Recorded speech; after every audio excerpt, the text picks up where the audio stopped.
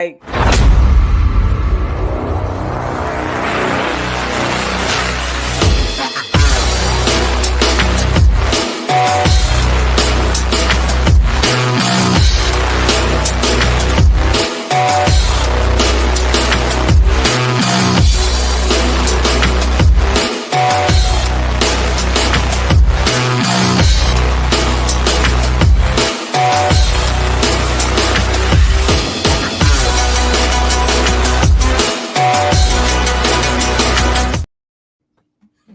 All right. Welcome, everyone, to the South Star Classroom, episode 241. Wow, we're quickly approaching the 250 mark. Will that coincide with our nation's 250th? I was just thinking Probably that not. we're Yeah, maybe just we should just have a a big week. old like blue, red, white, and blue jamboree, huh? How about that? Simone. Yeah. So great topic today, very timely. I've seen some a couple of articles kind of floating around in the on the social media channels about people looking back at No Child Left Behind and talking about accountability and like where we are in this moment. So we're gonna get into it today. We're also going to use this show sort of as a trial run for our live show that we are doing this Friday at the National Alliance for Public Charter Schools annual conference in New Orleans. So Dr. Cole, myself, Omar will be in New Orleans later this week. We will miss you, Jubilee, but you will be there in spirit. Clearly. Yeah, you got important things. You got important stuff to take care of, so we get it. I do. Yeah, and so we're going to be doing kind of a similar run. So this is kind of like our trial run to get the ideas flowing. But we will be in New Orleans on this Friday. I think 9:45 a.m. is our slot. Is it Central Time at the conference center? So yeah, we're looking forward to that. But why don't we go ahead and get started with our check-ins? It's summertime. We just had the summer solstice, and things are supposed to be slowing down, but it sounds like everybody's still running around with like a chicken with your head cut off. So who would like to go first? Oh, I'll go Ladies first. first. Yeah, running around like a chicken. I mean, that's it. That's it. School year wrapped up, and it's just like nothing really wrapped Yeah. up, you know. I can say that I had the most magnificent weekend.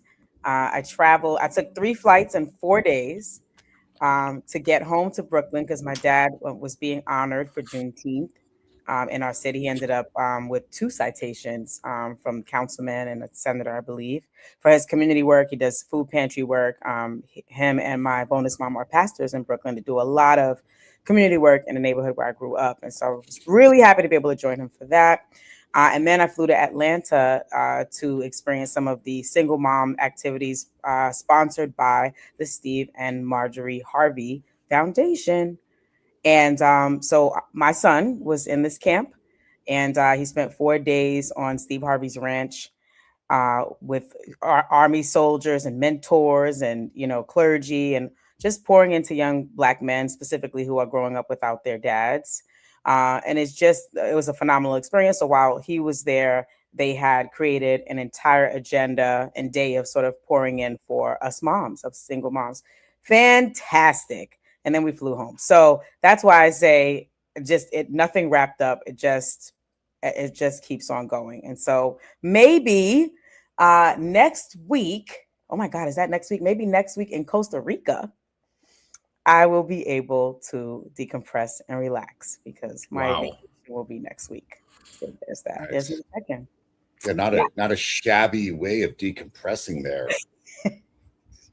That's the place to go, I hear. You could be decompressing in like El Segundo, right? You know, you could be decompressing in like Chula Vista, but you're like, nah, man, I'm gonna be on a zip line all up in Costa Rica. Decompressing on this here beautiful beach. Yeah, very excited. I like that. Yeah. I like that. That's awesome. If you got a recommendation, I've never been to Costa Rica, so in fact, it's odd. I've actually never been to Central America, although I've been to almost the entirety of South America. Never been to any Central American country and desperately want to see them. I'd love to see El Salvador, but I'm pretty sure I would. It's not a safe place. Let me rephrase that. I think it's safer now, but yeah. Yeah, my sister actually went there and had an incredible time. With El Salvador? Yep. They've locked everybody. She brought me back a bookmark too. It's my favorite bookmark. It's got some special bird on there, I guess. There. Hell yeah! I had a great time. Yeah, dude, that's awesome. I've never been to Costa Rica, but my two recommendations: go into any like Central American place. Don't pet the monkeys, and if you're walking on the beach and you see a big, brick-shaped item on the beach that has like tape on it and a flag of like Colombia, leave it alone. Okay, gotcha. Sound advice from the Beard of Wisdom, everybody. Thank you. Beard of knowledge, the Beard of Wisdom, man. I feel like he's always got some badass thing to parlay upon us. Great advice. Take it. What the hell? Omar, how are you doing? Some kind of time bomb or some shit? No, it's a kilo of cocaine. That's fun. Why not go? Once he said it's the shape of a brick, because I would be the one to look over like, what Ladies is and gentlemen, do not approach that. Someone's looking for that shit. I would be Old Country for Old Men. Yeah. You're gonna get murdered for that. Oh my exactly. God. Touch la cocaína. Although in Peru, the shirts say la hoja de coca no es droga. And I agree with that. Right, that's true. La hoja de coca is not droga. It's fantastic. I am doing better than I've been doing in a long time. I'm going through kind of a rejuvenation, a reawakening, a resurrection, if you will. It's been a rough year, and I'm kind of getting out of this very sticky place that I was in professionally, personally. And I do a good job of coming on the show and try to be my best self. But ultimately, I think it's a testament to everyone who's listening. Just because I'm extremely animated and happy and excited on the show, which I tend to be, that's just my personality. Jubilee's met me, David's met me. They'd be like, yeah, this cat's kind of an animated guy. Doesn't necessarily mean that we're all wonderful and perky and feeling amazing all the time. And I think people get that impression. And no, man, we all deal with incredible grief and difficulties and stress and sorrows and insecurities. I think for me, the goal is just identifying them and kind of attacking them head on. And why do I feel this way? Is Omar gay? As in happy? I am. I'm quite happy. Yes. I am extremely happy right now, actually. But it's just kind of a reminder to all y'all, even if you're going through some stuff, it's okay to be vulnerable. It's okay to ask for help. It's okay to be one with your kind of inner self for a little bit and try to grow. And hey, that is the spirit of the summer solstice. So if those of you all watching are like, what the hell is the summer solstice? It's short, it's the longest day of the year. So it is the day where it's the most sunlight versus the darkness. And a ironic twist, every day after, demonstrates that lowering of the peak. Now days are getting shorter from here on out. But at that highest peak, the symbolism behind it is really about finding your inner voice, your greatest authenticity, kind of awakening that inner flame, if you will, about who you are, what your purpose is, and what you should be stepping into. And as consciousness grows on this planet, it's important to realize that we have cycles of life. And these cycles are representative of our feelings as well, man. So happy summer solstice to you all. And David, we get to celebrate Wow. summer solstice while eating oysters while Jubilee is surfing in Costa Rica. David, how are you, brother? Wow, you see how vulnerable Omar can be when Charles is not on the show? That was beautiful. Yeah. It feels less guarded, right? Just kind of yeah. That's a real check-in. See? Yeah, that was Good deep. feeling. It was like Thank you. transcendental. Yeah. Appreciate that. I enjoyed the transcendental movement a great deal. A couple things. Looking forward to New Orleans for sure. The last time I was there, it was like right when the pandemic was like just starting to like become a thing. Literally like a week before the lockdown happened. So looking forward to going back. It's one of my favorite cities in the world because it feels like you're not. It's like one of those places in the U.S. where you're just like, it doesn't feel like you're in the U.S. Yeah, true. It just has such a crazy history of clash and mingling of so many cultures over the centuries, to create this very unique place. And I'm all about it. So looking forward to that.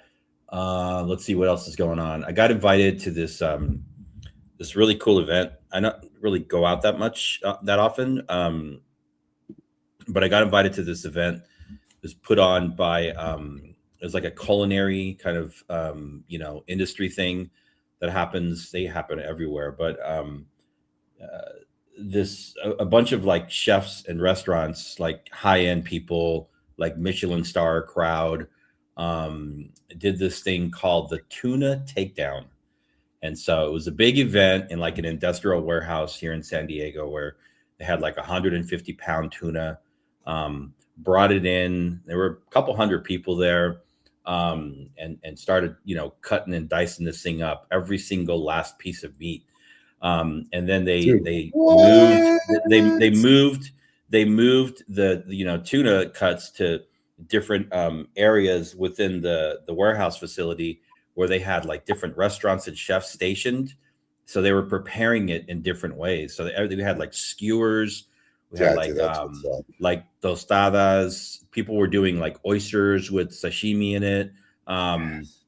Just people had like cake with sashimi on it. Like the best food, the best, highest quality food. Most of it was raw, which I'm not a big fan of, but now I am. It's an amazing event, and it was like you have to get an invite to get in. But then once you're in, everything's free. They had like free wine and beer and people dancing from the ceilings, and it was very cool event. So just kind of reminded that, like, I live in a cool city with a very good and healthy culinary scene, which wasn't always the case. Did you say people were dancing on the ceiling? Yeah, they had like the people like twirling from like ropes on the ceilings, doing that whole thing. I don't know what that's called. So like you talking about Lionel Richie, like, oh, what a feeling. No. It's more like trapeze with ropes and stuff like that, Oh, la la. Yeah, it was something else. And then the only other thing, not having to do with me, but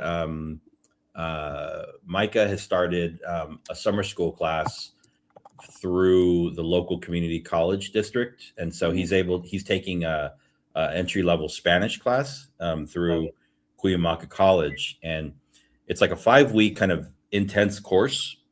And if he finishes it and passes it, it turns into essentially 2 years of high school Spanish. Wow! So for 11th and 12th grade, he doesn't have to take Spanish, right? He can just not take it, or he can take something else. Pretty interesting. So yeah, he's officially now a college student. Love it. It's kind of crazy. Yeah, we got to do a show on like concurrent and dual enrollment at some point in the future, because that's what it is. Yeah, we do that, dude. It's awesome. I'm a big fan. Yeah. Okay. So where are we at on time? We're good on time. Let's go ahead and dive in. And hello to everyone in the chat. I think is that Bill watching from the Philippines? I don't know. Not sure. They said good morning. I don't know. Somebody, who knows, man. It's crazy. Nice. So I've seen a couple of articles floating around lately on in social media feeds, and it seems like this topic is coming back up. So I wanted to kind of take a pause and talk about a particular article that had just come out by what's his name? It was like an op-ed on No Child Left Behind, Ross Weiner. It's from a couple of days ago. So, No Child Left Behind was a federal. It was, for the duration that it existed, it was essentially the federal framework for school accountability, right, from Washington, D.C. Some people liked it. Some people didn't like it. Some people didn't even know it was the thing. And so what Ross Weiner argues is that No Child Left Behind may have been well-intentioned, but ultimately like too narrow of a focus.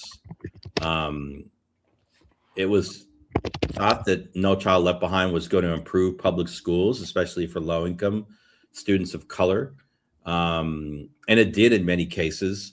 It seemed very promising because it forced schools and districts to publicly report achievement gaps. I was running. I was a principal for how many years? For 9 years at the same school. 9 times under NCLB. So most of my principal experience has been in was under No Child Left Behind, and so I understood even from the perspective of a single site charter school what it meant and how it operated and how it functioned. So let's go ahead and talk about that for a little bit. No Child Left Behind made it harder for schools to essentially hide poor outcomes for Black, low-income, Latino, English learner, and special education students. There was quite a bit of transparency. Schools were scored across the country. It focused on test score gains and gains overall. Like, you got more out of No Child Left Behind if you were able to help like your learners that were struggling the most and moving them towards proficiency, as opposed to moving like kids that were doing very well and kept them there. So a lot of the emphasis was on students that had historically not been doing well in schools. And so now looking at what we call school quality, people essentially are having a moment where they're saying like, maybe that was too narrow. Thinking about like math, thinking about ELA, might have been too narrow of a way of judging schools. And so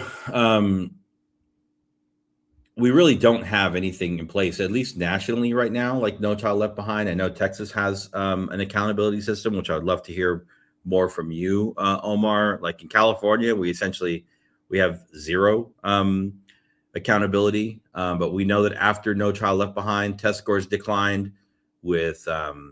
With the pandemic, they continue to fall behind, and they remain very stagnant. Let's see. And so Weiner argues that simply bringing back an NCLB, No Child Left Behind style accountability would repeat the mistakes of the past. So we have the opportunity potentially to return to, I wouldn't say high stakes testing, but some level of accountability, and then thinking about other ways to measure student success and school success and district success. And so that's what we kind of want to talk about on today's show. We do know that under No Child Left Behind, a lot of schools would literally teach to the test. So like you focused on like what was on the test, how it was worded. And that is kind of the narrow scope of the curriculum, essentially. And we weren't paying enough attention to like student well-being, broader learning, relationship building, a lot of what you see now. So in many ways, it feels like the pendulum has swung too far in the other direction. And especially with the pandemic, now we're all about like social emotional learning and, student well-being, students aren't even really showing up to school. I mean, we still have a problem with like what do you call chronic absenteeism. So I'll stop there, and I want to hear like your initial reflections on this New York Times piece before we jump into the timeline and some questions for you all. You know, I got like a quick take, and maybe this is my rant for the day. And this is how rants happen, man. It's just like natural and just like kind of comes up in conversation. It's difficult just to like rant on my own. Here's my general kind of thought train in the realm of education, and I'll elaborate a lot on it on this show, but I think it's also just a general thought train for people in general. I don't think anyone has a friggin' clue what the hell they're talking about. I honestly think that the overwhelming majority of people, whether it's in corporate America or in education, don't have a clue what they're doing, don't know what they're talking about, lack an expertise, and then just kind of like throw darts in the dark. And what I mean by that is like, we talk about, like, let's just take the character education.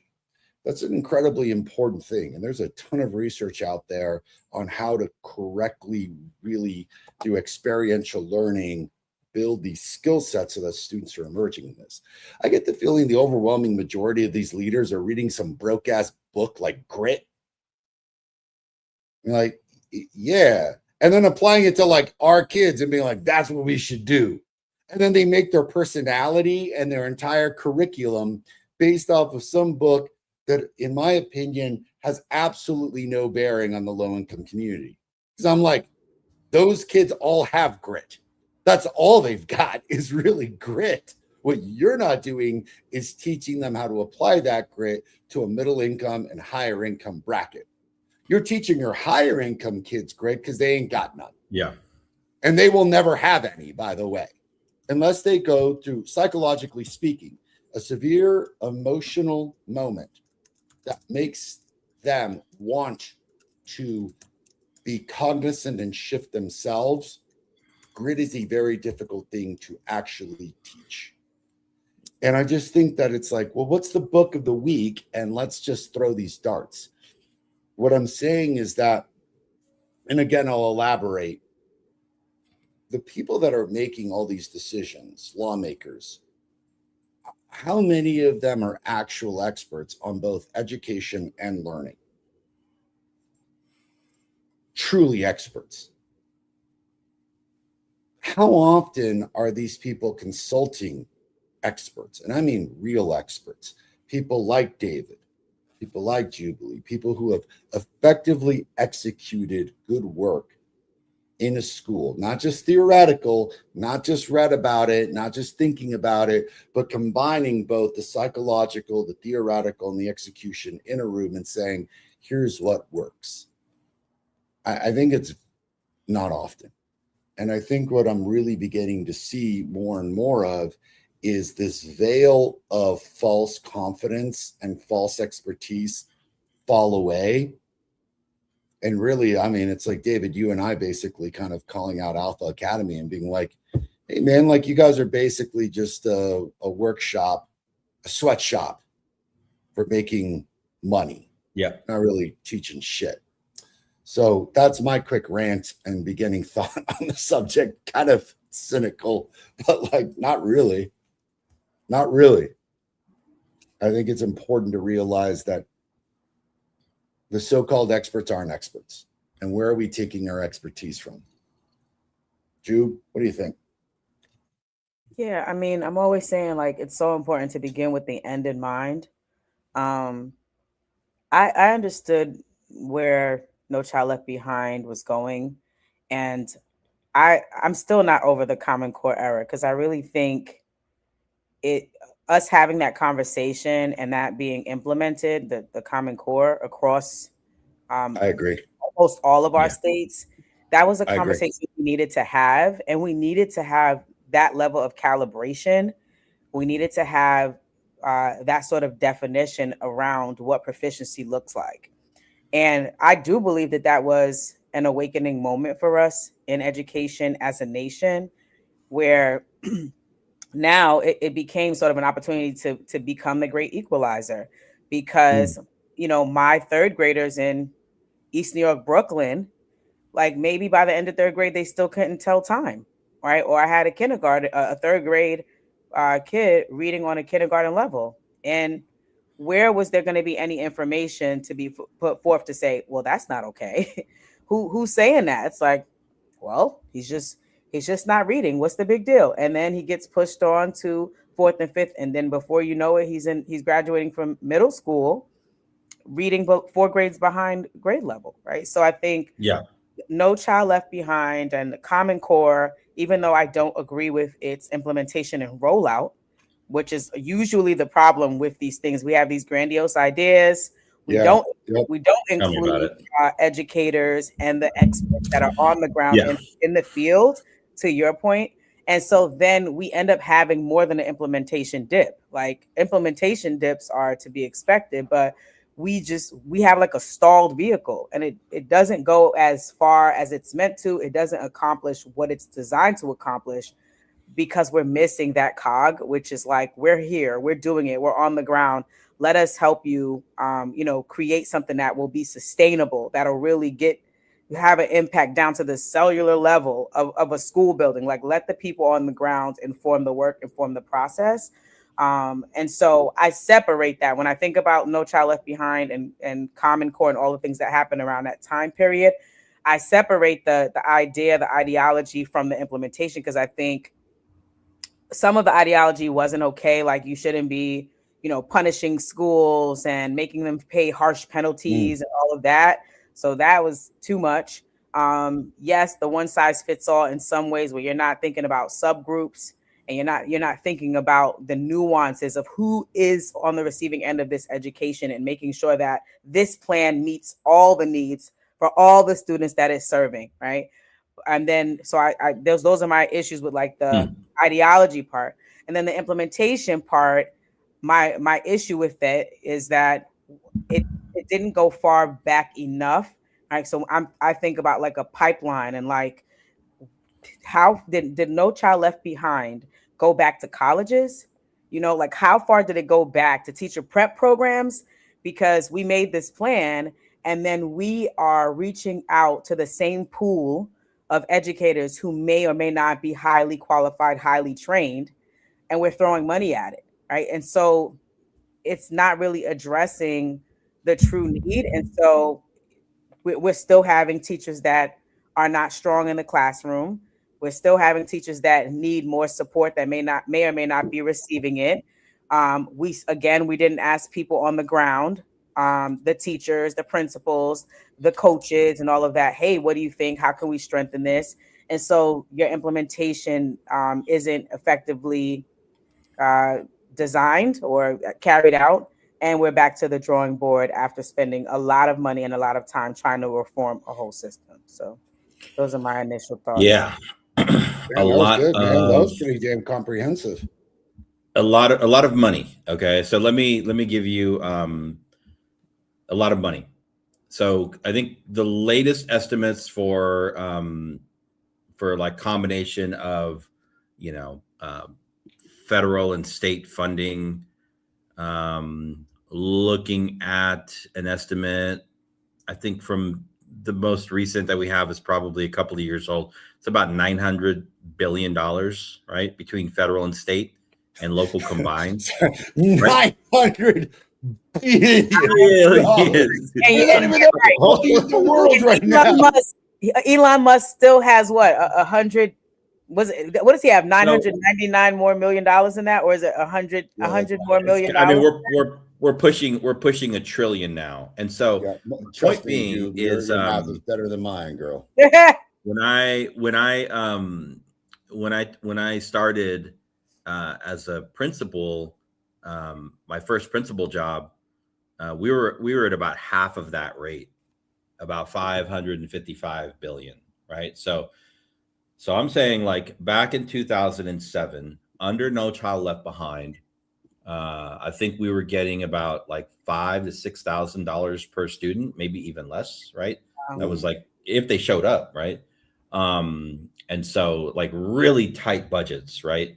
Um, and I'm speaking for like one small, shining light in East Oakland, California. That's still shining today.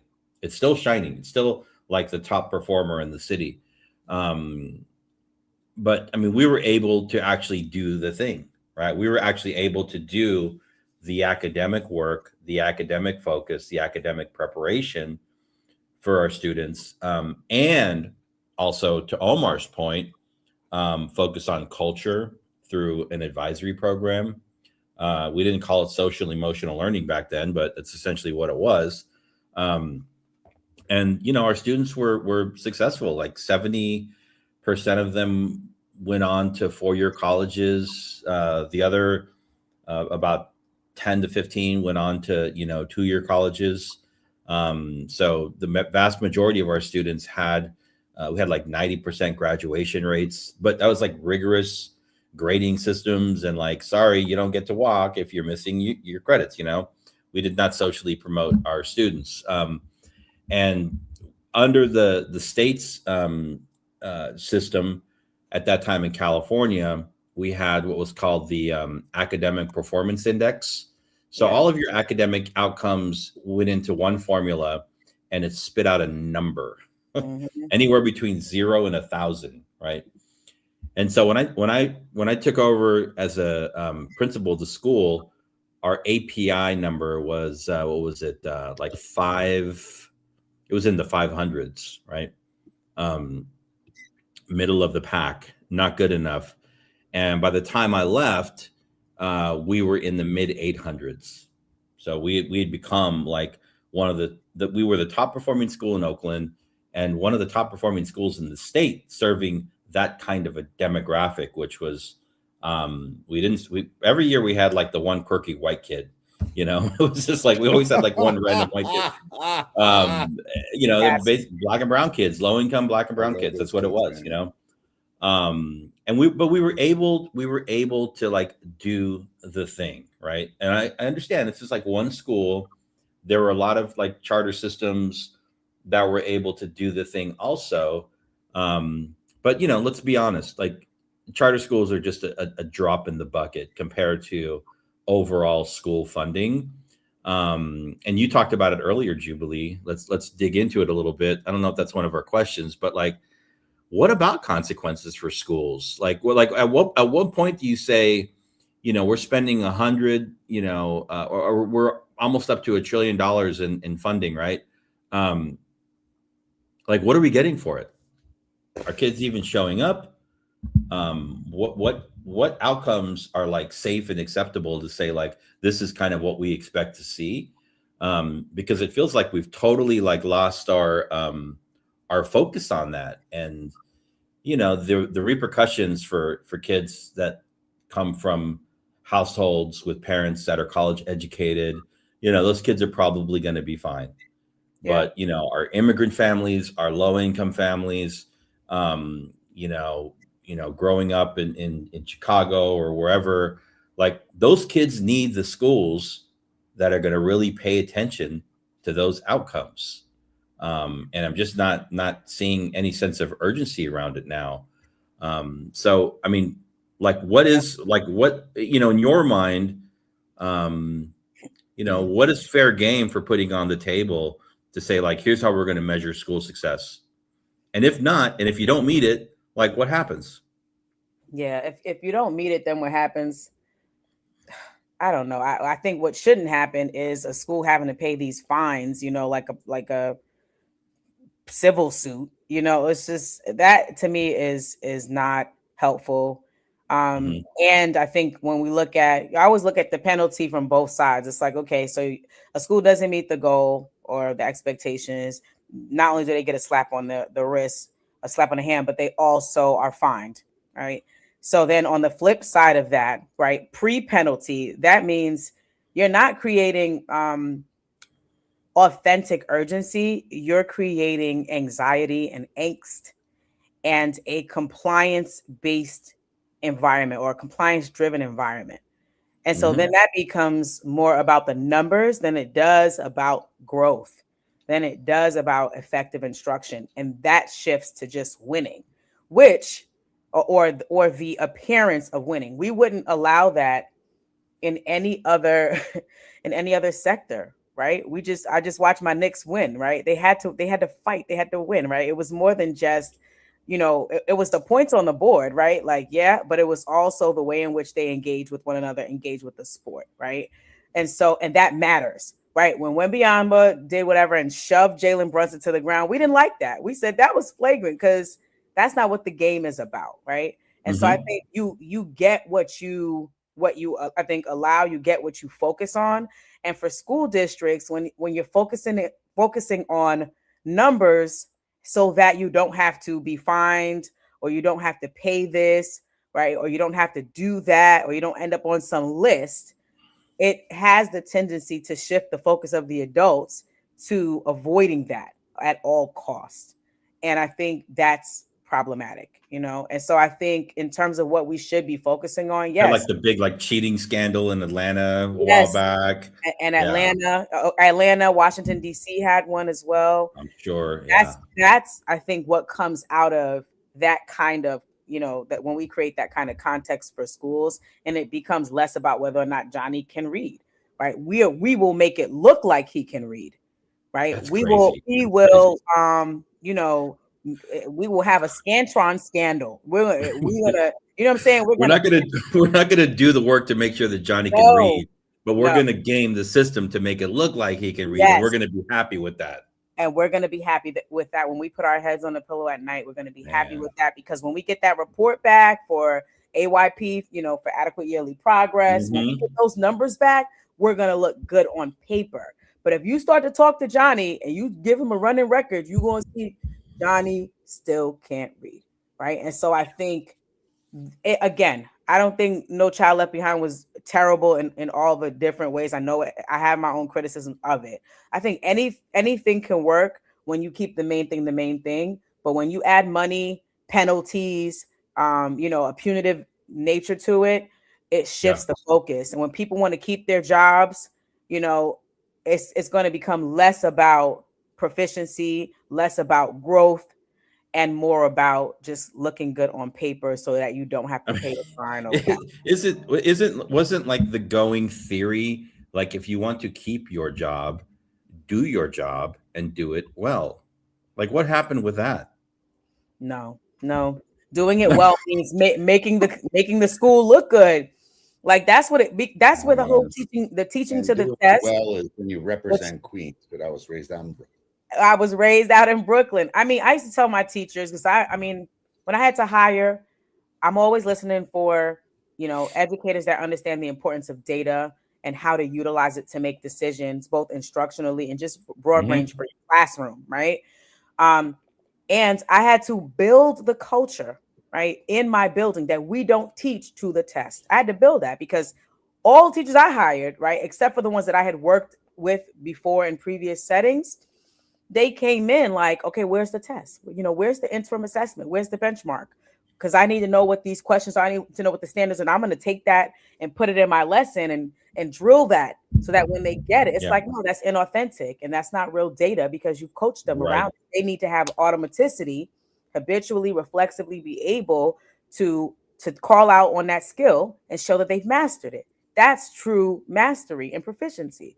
Right. And so I had to build a culture around that to say, we don't teach to the test here. We use the information we gather to inform our instruction. And then we teach for standards mastery. That, I believe, should have been the focus, the conversation, and then removing any roadblocks and barriers for our multilingual learners, for our students with disabilities, for our students in poverty and shelter, whatever it is. And we should have figured out through an equity lens how to remove those barriers to make sure that you could access and grow to proficiency as well. Just a quick shout out.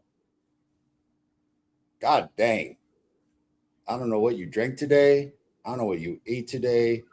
Man, it's not that on previous shows you haven't been amazing, but like you are literally just hitting bullseye after bullseye Yeah. after bullseye Yeah. today, Jubilee. Like, God dang, Yeah. we gotta like AI these clips and send them out.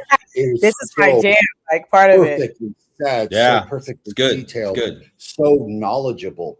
What I'm gonna do is like, I want everyone to kind of think if Jubilee was talking about the micros that are desperately necessary inside of the school, I want to zoom out like 10,000 feet into the air and look at the macros. Because what she said, like, should be repeated 1,000 times over, studied and practiced. But let me zoom out for a second and ask you all and our audience a couple of questions. Because I'm literally having the same conversation with our school leaders right now. Yeah. We make a ton of assumptions as adults. Now, as I dive into this work at a little bit of a more like 10,000 foot level than in the classroom, I ask myself some critical questions like, can these people read? And I don't mean the students, I mean the teachers. Oh my goodness. And I don't mean that in a disparaging way. Yeah, it's being real about them it at all.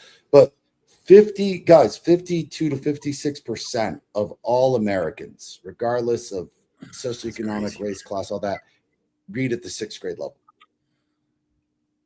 My the God. overwhelming majority of my fellow citizens, our fellow citizens, read at the 6th grade level, which is a testament to how horrific the school system really is and the failures that they are. But okay, who are these other, 40, my math, like 44%? It would be very interesting to be like, what is the reading level of our teachers?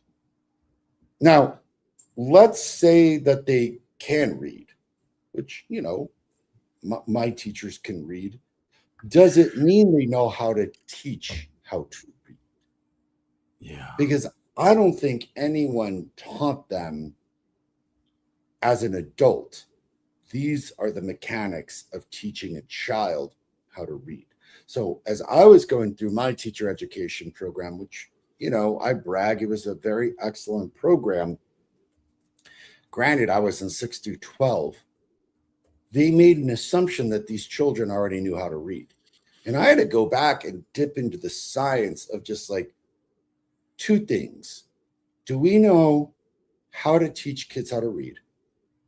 Because that's something Mama Toya probably has a huge grasp and understanding of, but underestimates how many adults actually know that. And then, have we done any practical work into how do people actually learn? Like, what are the mechanics going on neurologically to help people understand just the science of like, how do people learn? Like, is reading and writing a utensil for learning? Sometimes. And those of us that have studied ingrained education know that like the best way to learn something is to teach something. But there are scaffolded levels of which one has to actually go through that process in order to put them in a position to get there. So if we zoom out and assume, do our teachers actually know how to do this? I think what we're going to find is like, I don't think so. Like, I think our teachers' reading levels may be significantly lower than we thought they were in the first place. Thus, how are they going to teach their students to read at a college level? They themselves may not be at a college level. Do they know how to teach children how to read? Do they know how to teach literacy? And then more importantly, are teachers equipped with the strategies on understanding how human beings learn, therefore using those strategies inside of the classroom? Because here's what's up, David. When in doubt, any teacher in the classroom that's like, what do I do? Will always refer back to how their favorite teacher taught them. Yep. Cool. But the problem with that, especially like I'll give the statistics in El Paso, because the statistics have hardly changed. Anywhere from about 16 to 18% of all students in Region 19. Region 19, ladies and gentlemen, is the 13 school districts and the charter districts within this massive geographical area that is El Paso County. You know, you're talking about like 1 million people here. Of those students within Region 19, only 16 will graduate from college, 16 to 18%. So what you're doing is essentially putting into a plan as a teacher something that was effective for you. Well, you were the 16% that went to college. Didn't work for those 84%. And this is what I'm getting at, David, is like Jubilee zooms in on the strategies and the techniques and the ideas behind what should be going on inside of classrooms. I want us to kind of pull back and examine these massive ideas of like, what is the science behind learning? What are the strategies that actually work with literacy, and use that as a microcosm to then say, do the people inside of the building, inside of the school district, and inside of that Congress actually know what works, therefore are implementing policies that will work? And that is my deep kind of situation with No Child Left Behind and ESSA, is that like, look, dude, like I'm all for the accountability. I'm all for reading and math, because like those two things build neurological pathways. Those two things really help build the brain. The thing is, with all the social emotional learning and all those other things, radically important, yet it goes back to my initial statement, probably created by people who wanted to make a buck, didn't know what they were doing, because I've bought curricula all over the place, and most of it is garbage, David. And you know it. Garbage. And it's just people make a buck from the education system. And these people are not experts. Therefore, what's being implemented inside of our school isn't working because it wasn't created by people who actually know what the hell they're doing. And I think that's a testament to the whole system of like, shit. Have we actually? Yeah, that's a question. That's a pretty scary thought there. It is. I want to go back to go ahead, David. Well, I want to point out a couple of things. So you want to go back to Cali, Jubilee? Yes. Back to Cali. I can't help myself. I can't help myself, David. You can't help yourself with the 1990s hip hop pop culture. Exactly. Continue, sir. Cut you off. So in California, I'm just thinking about at the macro level also. You know, we're one of the, if not the largest state in the union, right? Mm-hmm. Currently, I think like the 4th largest economy in the world if we were our own country. Typically, and yes. A state that is now where Latino, brown-skinned people are no longer the minority, like we're the majority, right? We make up the majority in the state.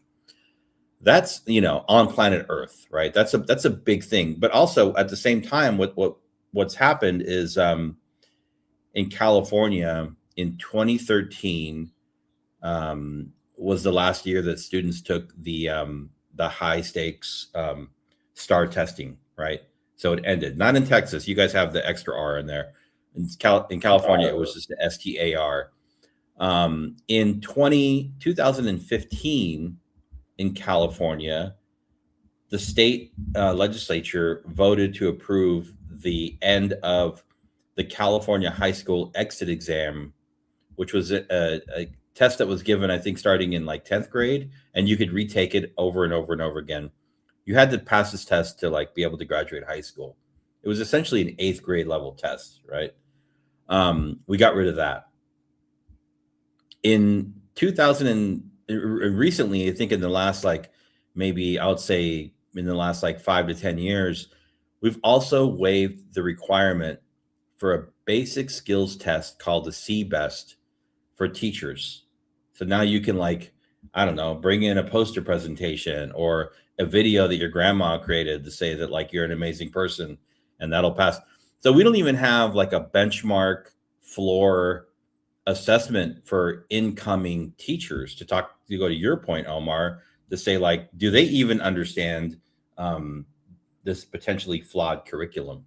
right? And the design of it and how to like execute on it.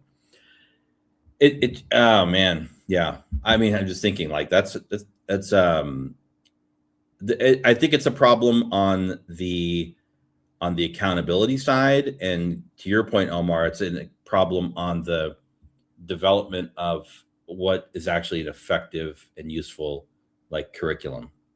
Yeah, so we're in deep shit. We're in deep shit right now. I think we're in super deep shit because I think that the hypocrisy and the like, what's the right word? Like the charlatanism. Like the more I go out there and the more I ask in-depth questions and the more I'm like, great, like you say this, but tell me how.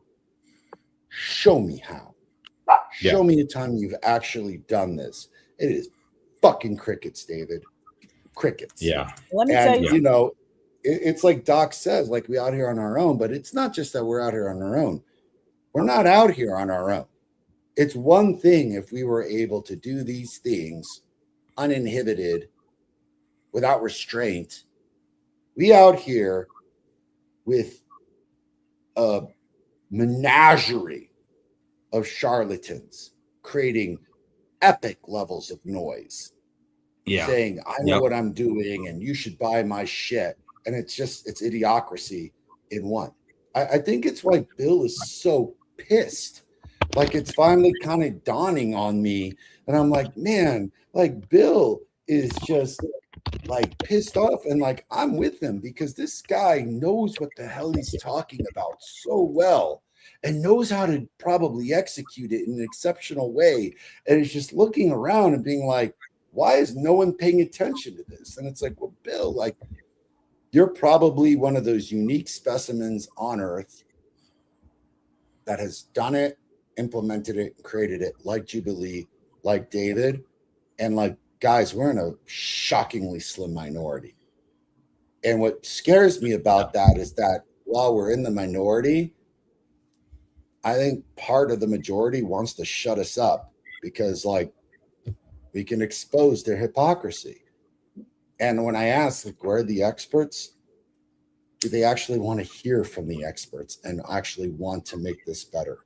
I'm in a very interesting state of mind right now because I think I can think about not just the reality, but the political components of it all and wonder, like, hey, man, how do we go about actually doing this work and actually getting lawmakers to hear from experts and creating public policy that's rooted in expertise and not just lobbyist bullshit. Yeah. You know? Listen, I was just Please. reminded of this program that my bonus mom did years ago. She was the first teacher in our household, and she got one of her master's degrees she got from Fordham University. And at the time, they were piloting a program called the Ennis Cosby program. It was in honor of Bill Cosby's son, and who was going to school. I think he was going to go get a doctorate for like special needs or something like that. But within this program, they were teaching like how to teach reading, the role of phonemic awareness, one-to-one correspondence, even supporting students that had dyslexia, and then in partnership with like Columbia Teachers College, I believe. And that was a solution. That was a solution. It wasn't hidden. And the idea was if we can get this cadre of teachers to understand how to teach children how to read, right? One teacher could impact hundreds of students, right? If we get this right. That's one. Two, charter schools have been around, I mean, almost since Jesus was born, almost.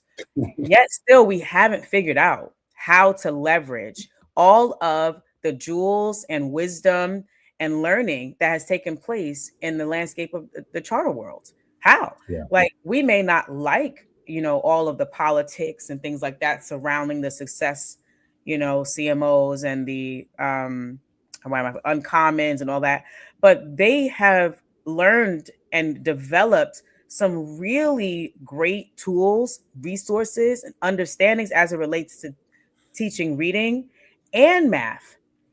And yes, their scores are magnificent, right? But I've visited, right? And I've also visited traditional public schools, right? That have come up with amazing ways to really get down to the crux of effective instruction. Yet we have not found a way to leverage those understandings and replicate that and codify it across the system. To Yep. me, the answers are already within our systems. Yeah, Yeah. Yep. exactly. Yeah, yeah, yeah, yeah. Yep. Like like every few years, everybody's looking around like, oh my God, Crazy. our scores are terrible. What are we gonna do? What are we gonna do? It's like the answers are there. The question is, are we going to actually take the time to go see it in action? Are we going to take the time to extrapolate what is working? Right. And I get it. Everyone's context is different, but there are some things that are tried and true that they will work across the board. Right. Figure out how to codify them, figure out how to replicate them, let the Yep. experts build it out, and then let the policy support what we know will work for all the children that we serve. And so I do think that part of the issue is, yeah, the politics that surround it, and the fact that maybe people do like the fact that education is always on this indecisive merry-go-round instead of allowing the people who know best to make the decisions to say, all right, this is what is going to get our children growing and proficient. I think maybe the powers that be maybe don't want that. I don't know, because to me, that part of it isn't difficult. Like I always say, the answer's in the room. We have the answer already. Just have So to. we're getting close on time here. So I want to help us to like transition out. But so we're going to do a closing thought, and the closing thought is going to be like, just think of, in addition to like core academic, math and ELA, like what else do you think is important to measure? Right. That's it. But I'll do my closing thought on, this thing that we're talking about, because you have, I think one of the challenges that charter schools face, and I faced it, I'm sure you faced it, Jubilee, Omar, I know you have, is that, we can have these great big accountability systems set up. But it always feels like when charter schools aren't meeting the mark, like we pay 3 times the price, right? Mm-hmm. Maybe with the exception of being in Texas, because I know they're about to like take over Austin again, or not again, but things are not looking good there. So I think Texas actually has some like good stuff cooked in, but for the most part, like, I mean, in California, like there really is never any kind of like penalty for running a school district over the course of several decades, where you've demonstratively proven that you're okay with a third of Black and brown children being proficient in reading and math, and that's on a good day, right? Yeah, it's like nothing ever happens, right? And so you talked about some of the innovations that happen, and why can't we replicate? Why can't we study and then replicate this stuff? There's a brand new contract in front of the Oakland Unified School District Board now. It's a new tentative agreement with their teachers union, and they have sliced and diced and cut back on how much PD time is allowed and required to essentially like for a week, like I think somewhere between like an hour or less than an hour, right? A week. That's like professional development time when you actually are doing the work of like instructional planning, of collaboration. I mean, they've just squeezed it all out. So if teachers aren't mandated to like be in a room with other teachers to like improve the craft of teaching, like where's it going to happen, right? Yeah. The system is completely broken. So, and that, I'm not being dramatic about that. I'll get you the exact information, but I've seen it and it's ugly. So, with that said, like, what would you add to the if there was a new accountability system in addition to, let's just say, math and ELA, like what would be important, do you think, to add to it?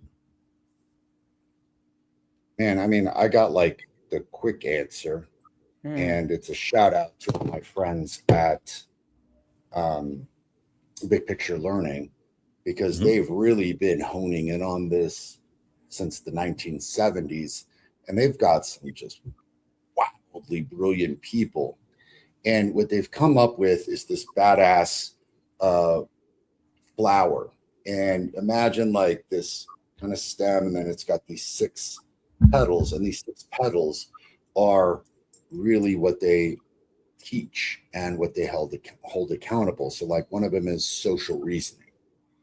Mm-hmm. And social reasoning can be, you know, they have this badass rubric that explains exactly what it is, exactly kind of the acumen levels as you grow. And you've got to be able to demonstrate that you not only comprehend this through coursework, but in real life application. And some of the social reasoning isn't just like, hey, here's like anthropological information, historical information. You understand like cause and effect and critical thought. It's a lot of it is like, how does human psychology play into the decisions that people make? How does math and money play into the decisions people make? So it is extraordinarily brilliant and high level. And it's something that I'm very much trying to bring in and implement here at EPLA, because I think it is a radical new way of preparing students for the real world. And it's, you know, it's got it all. So it's got the math, it's got the reading, it's got a literacy component, it's got a mathematical component, but it's got like a communications component, which I think is rad. Like, can you talk to someone? Can you ask Bible questions? Can you analyze? Can you write a letter? Can you write a letter by hand? And those are just the basics, David, just the basics. So what I'm saying is that I think for me, accountability towards math and reading is exceptionally important, but it should not be the only thing that we try to teach students on how to be successful in the real world. Yep. I would go forward with is a significantly more comprehensive display of real life skills. And I got to tell you, like, we're short on time, so go to Big Picture Learning and look up the it's called the IBPLC, the International Big Picture Learning Certification, and you'll see the rubric and the 6 petals of strategy that they have in terms of what they think is important and what they think is accountable, because that is something developed by experts that works. So much so that they're doing massive studies on it in Australia, and they're finding just incredible data on the success of these students. I'll leave it at that. Nice. Jubilee, what about you? Yeah. So I was thinking, if we're going to get kids to mastery, we got to get adults to mastery. I think that's one of the biggest. Yeah, we got to get adults to mastery. Goals, right? Like the whole. I wanted to repeat that. That's brilliant. It just like, to me, there is a misalignment, right? In the expectation. We're talking about proficiency for students. Let's get them there. Let's get them there. Let's get them to grow. Let's get them proficient. But what's the expectation around adult learning and adult growth and adult proficiency and adult mastery in whatever content area they're teaching? What we have to have that expectation. So I'm not, even before I get to accountability for test scores and growth, like, well, let's look at our teaching cadre. Like, let's look at these teachers. Like, let's begin the road to accountability in colleges and teacher prep programs. Let's start there, because we have a greater chance of, and really it's a 4-year waiting period, right? But it's an investment that I think would serve us well if we know, look, we're investing in the future generation of teachers by ensuring that when they come out, they're bona fide. They know how to provide effective instruction. Fine. Yes, they're going to have to work on classroom management, planning, data analysis, all the things. But I think we need to switch up what we do and what we focus on in our teacher preparation programs. And then also, so that's one, start getting the adults to mastery before they get into the classrooms. Secondly, I was like, why don't we treat money like the body treats white blood cells, right? So my dad always says, you can solve a problem, you just throw money at it, But like, the idea is that you don't want to just be splattering stuff against the wall, right, and hoping that it sticks. why not treat money like the body treats white blood cells when you have an infection? When you have an infection, the white blood cells go to the area where it's needed the most, right? If you are having, a gallbladder issue or, a stomach issue or something like that, that's where those white blood cells are going to concentrate their work, their focus. It's not going to go to your sinus because you're not having an issue there. And I think if we ever create a new accountability system, we need to treat it like that. That's where you get differentiation. That's where you get, all right, and where Omar is in El Paso, the money that is funding towards his school is going to go to what he needs the most. He's got a high population of multilingual learners. He's got folks, the babies that are impoverished or they're migrating to this nation or whatever. So he needs funds that's going to help support that, right? Where I'm from, right? They need early learning. They need to be, because they may have families that are not literate, they might need adult opportunities for learning to read, and they might need early learning for their babies to read all at the same time, right? And so why not treat money like that versus, well, we gave the schools, whatever, $900 trillion and no one didn't know. It's because you didn't have a specific strategy for how those funds would be used and provide an ROI that results in proficiency and growth for every single group of children that we serve, as well as the adults that serve them. There needs to be ROI for both. So ROI, what is that? Tell the people. Return on investment. Return on investment. That impact, right? From the most important investment. Yeah. Right. Wow. Impact. I think the next non-Trump administration needs to hire you to get this thing right. Yeah. Thank you. Yeah. Hell yeah. That was great. That was great. Thank you. All right. Well, you heard it here, folks. Wow. Thank you all for tuning in. And thank you, Omar and Jubilee, for the conversation. We'll be back next week at our regular time. And if you are in New Orleans and you're listening to this, we'll be at the National Charter Schools Conference, specifically Friday morning from 9:45 to 10:45, where you can hear a live version of the show. We're going to go deeper into this topic with our other co-host, Dr. Charles Cole. So hopefully we'll see some of you there. And for everyone else, we will see you all next week. Have a good week. Have a good weekend. Be safe. Take care of yourselves. And we'll see you all soon. Peace. Yeah.